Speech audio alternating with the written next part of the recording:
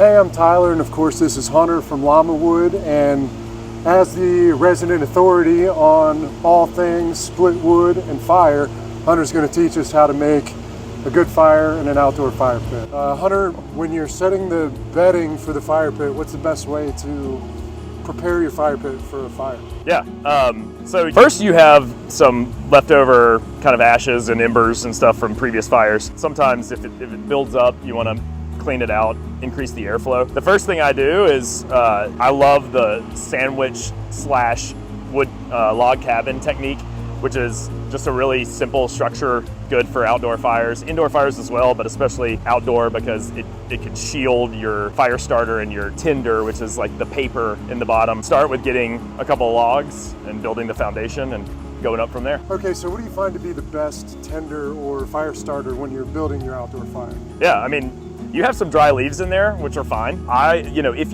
you're at a fire pit around at your house, you probably have access to fire starter or paper. I love newspaper, and as tinder, just crumpled up, and then as fire starter, I typically use fat wood. All right, so this is fat wood from Plow and Hearth, which is actually a local Virginia company. Their headquarters is in Richmond, but fat wood is the world's greatest fire starter.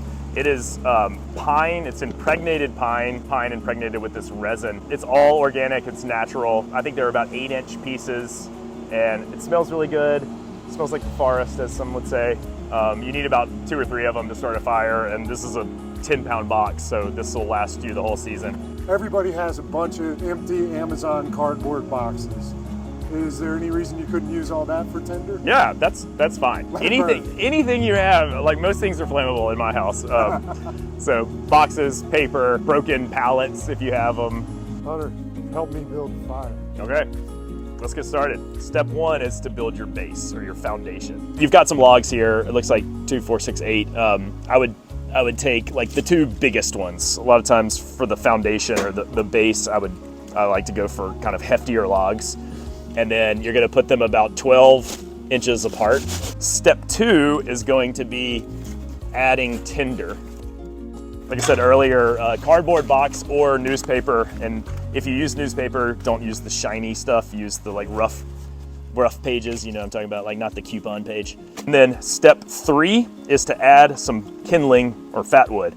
And I would put probably 2 pieces just like that right across. Step 4 is going to be to start building up the next layer. So you would take kind of progressively smaller logs. So like these 2 look good. And you want to put them in a 90-degree angle to your foundation, but slightly closer together. Then once you do the second layer of logs, you can put a little more tinder here. So we can kind of go that like sort of in line with that.